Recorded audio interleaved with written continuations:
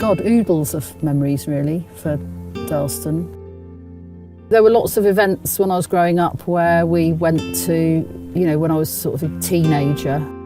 We used to come up to the castle, to the pub, in the pitch black, and with like gangs of us really, and they'd sort of have music there sometimes. I started coming here to Durlston as a teenager and started to become really interested in the stuff that Bert the Magpie had brought from various different places. The stones with their inscriptions on and the poetry. And for me, I felt like this was a sort of natural home for what we were doing with our live cinema. Particularly a piece that we brought here that's all about the surrealist painter Paul Nash. We decided to kind of integrate that all into a graphic novel animation with live music. June last year, I was in Durlston as part of the 100 Years Tour with Cabinet of Living Cinema. I read a selection of poems alongside a reading of Where the Wild Things Are, which was really exciting. We had kind of the whole setup there with a boat and instruments that we handed out to the audience, being kind of surrounded by trees. That was really special.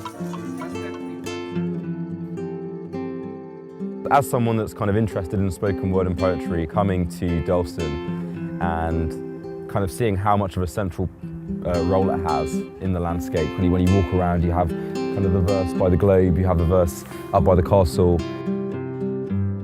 Of course, that's part of the crazy history here with George Burton, kind of all the eccentricities that he's laid out here.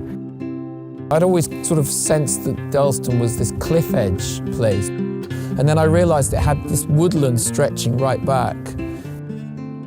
When you do a performance there, there's such quietness. The woods aren't quiet, but it's peaceful and tranquil.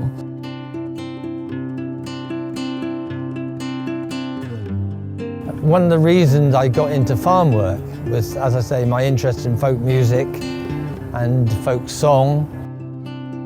I'd forgotten actually, but I felt when I first came here, working here at the park, I had that knowledge and interest to share with people.